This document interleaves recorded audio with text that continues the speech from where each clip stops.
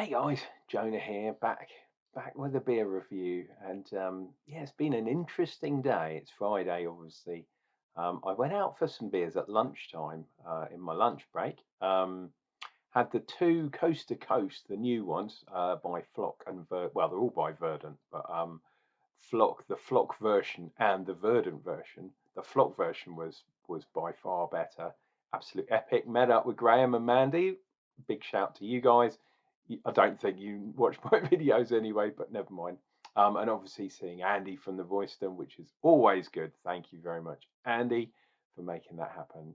There's a good few pubs around here that have got those beers, so epic. And I was the first person to check in the Flock beer today in the whole country. So it's an exclusive, another one for Uncle Jonah. If you don't believe me, have a look on Untapped and you'll see my name is right at the bottom. That's the cask version of the Flock one because they split it into keg and cask. So I can't say I was the first having the keg, but I was definitely the first person to have the cask. So yeah, happy times. And the Royston getting props for being the first place in the country to serve that particular beer. So that's epic. Um, what else have we got? Oh yeah, big shout out to Cup Noodle. Hey my man, hopefully you are feeling better. Yeah, he's had some really bad news. So yeah, my thoughts are out with you, my dude. Hopefully we'll be drinking beers real soon. Um, okay, so funnily enough, the beer we've got this evening, which you know already because it said on the title, I also got from the Royston. Andy in the Royston is good for getting some epic beers in, which is why he's won Pub of the Year yet again for the local area, for the east of the county of Kent, and potentially, they haven't done the results yet, but potentially the whole of Kent, and maybe even further afield than that. But yeah, well done, my man, and thank you for getting some great beers in. Keep it going. We have got this bad boy. We've got a silvery can, so I'm going to try and zoom in a bit so it'll focus. Come on, dude. There we go. It's the Emperor Brewery. There he is. You are not a Jedi yet. Well, and there's yeah, C3PO and R2D2. And it says you overweight glob of grease. I guess that's C3PO talking to R2D2 there. It is the Mindless Philosopher. Yeah, you've read that correct. It's a 12% Imperial Porter. It says blueberry cheesecake. It's got cacao nibs in there and obviously a shed load of blueberries. And when we turn this, look at this, man. UK units. And bear in mind, this is a small can. It's a 330 can, so it's a small can. 4 units. So basically, if you drank this, you would be 2 times over the driving limit with a small can. It's ridiculous. So no driving for me tonight. We've got barley, we've got oats, obviously blueberries. Oh, they put some demerara in there. We've got lactose, we've got honey and vanilla. It's going to be an absolute epic. Anything around the back? Not really. So yeah, this is going to be absolutely epic. It's even got a black top. But silver bottom. One day, I'm going to pick up a can and it's going to have a black bottom, and I'm literally going to fall on the floor and start gnashing teeth and gibbering out because that is my life will be over. In a manner of speaking, I'll have some new thing to look up, but yeah, my black bottomed can will be cool. I'll tell you what would be really cool if a brewery actually, any breweries listening, if you can make that happen, um, I will really. Oh, I can smell. Oh my God, I can smell it from here. Yeah, I will definitely get behind you. I don't know if that's good or bad. Yeah, but yeah, I don't know if you want me behind you. Right, let's get this bad boy in. In fact, let's try and force some head on here because I'm almost certain there will be no head whatsoever on this bad boy. So with a bit of added pressure from behind. Oh no, it is actually forming some head. Wow, surprising. 1.5, you reckon? No, no, no, half. Look at that. That's a proper gnarly, tight forming head. Hopefully it'll hang around a bit because we got the oats in there. Fingers crossed it will. So there we go. There's the Mindless Philosopher. Let's pull that one back and do a cheeky grin for you. Oh my God, the blueberries are all over this bad boy. It's absolutely crazy. Wow. Not sure. Not sure if I'm getting the cacao. Maybe I am actually. Maybe it's a chocolate. It's chocolate blueberry cheesecake. So obviously they put the lacto in there. They put the oats in there to give it a bit of creaminess. So lacto and thingy. If you're lactose intolerant, this might not be the beer for you. But as far as I know, I'm not. So I can enjoy these type of beers, and I can enjoy milk in my tea and all that kind of stuff. Um, what more can I say? Here's to the weekend. It's been really busy this week. Next week is even more ridiculously busy, and the week after is incredibly busy.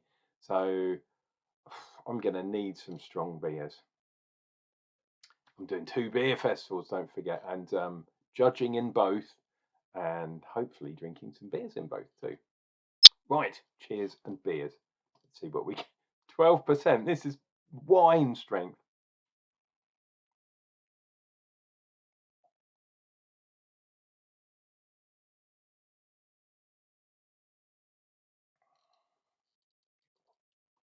Oh, wow. Wow. Wow. Oh, it's my God, it's still developing.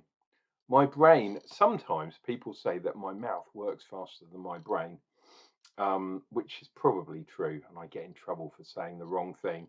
As if you're a subscriber, you'll well know that happens on this channel a lot. So if you're not a subscriber, think about subscribing. And if this has been entertaining so far, give me a thumbs up as well. So yeah, incredibly sweet, sweet blueberry, obviously up front. Then it descends into sort of darkness, some chocolate, some pretty dark bitter chocolate actually.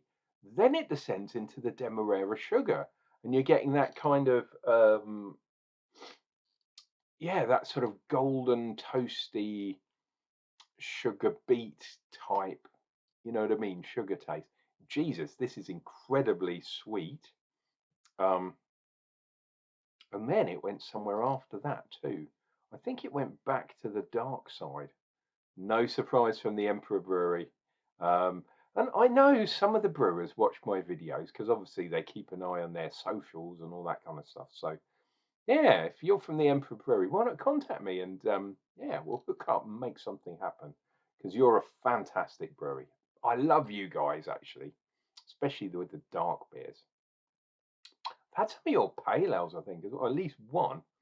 And it was like such a difference because usually it's really dark and gnarly, you know, imperial bad boys of doom, like this one. Um, it's still going. Wow, just wow. This is one of the beers that you should have. I mean, I had it in the fridge because I didn't want it to kind of go too bad. But this is a beer I should have probably, with hindsight, not had it in the fridge for that long. But there is something to be said for cold, well, hot side cold storage. That makes sense. Probably doesn't. So storing your beers cold after, um, yeah, after you've got them. You can't really do much before you've got them, obviously. I know Andy stores all his beers, the canned beers in the fridge, or if there's no room, he'll put them in the cellar. But the good beers like this, definitely puts in the cold storage. So theoretically, they last longer and they give you the best possible chance of having, yeah, top condition beer. Obviously, for something like this, it's not as important. If it was, you know, some ridiculous double dry hopped IPA or something, you have to keep it cold. Um, Otherwise, they go off pretty quick. With this, you could do with a bit of conditioning on it, to be honest, and that's why I'm kind of regretting having it in there. It's been in the fridge for probably 2 months, something like that, and it was pushed right to the back, so it was proper chilled.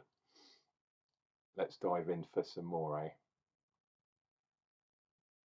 Oof. My diabetes is not thanking me. This is incredibly sweet.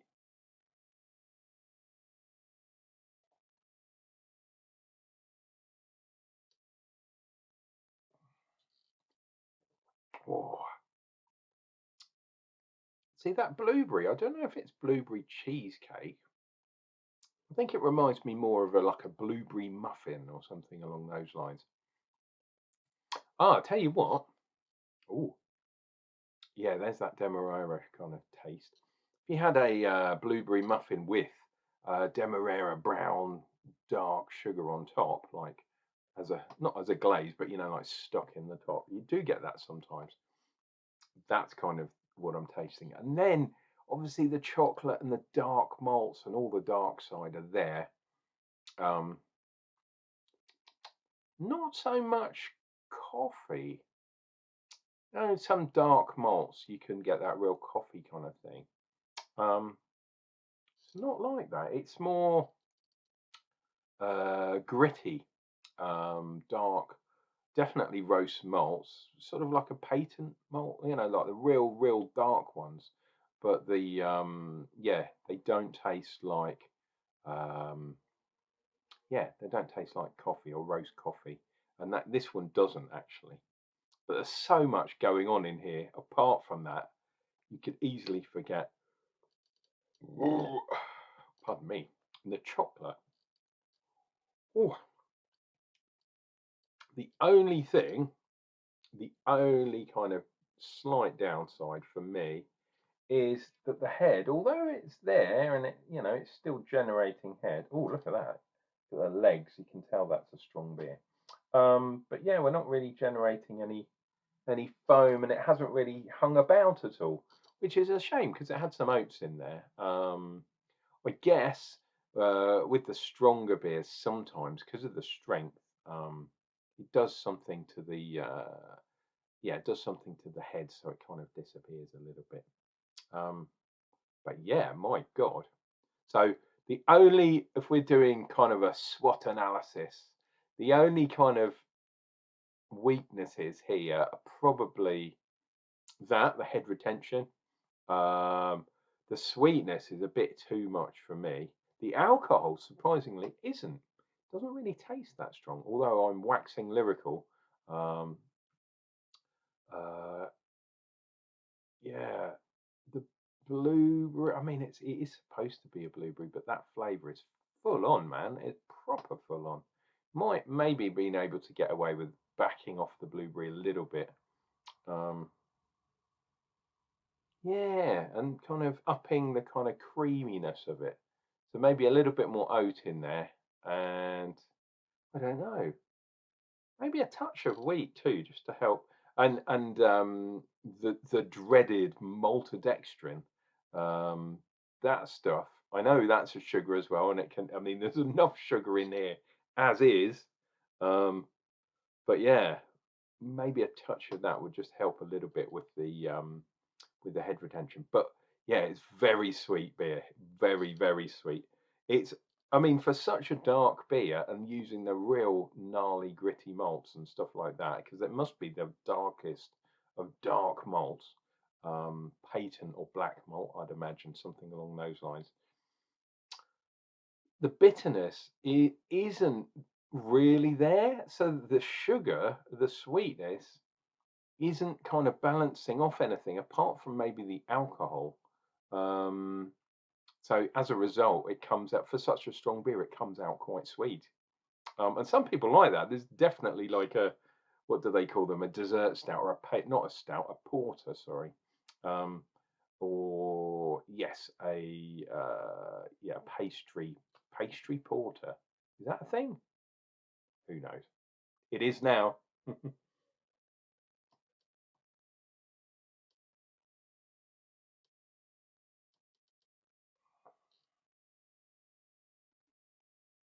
Whoa, wow. I mean,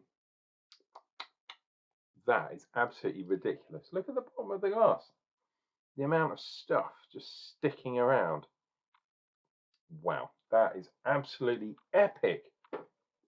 Like I say, thank you, Emperor Brewery, for this fantastic beer, but also thanks to Andy at the Royston for supplying it, making crazy beers like this easy to get hold of.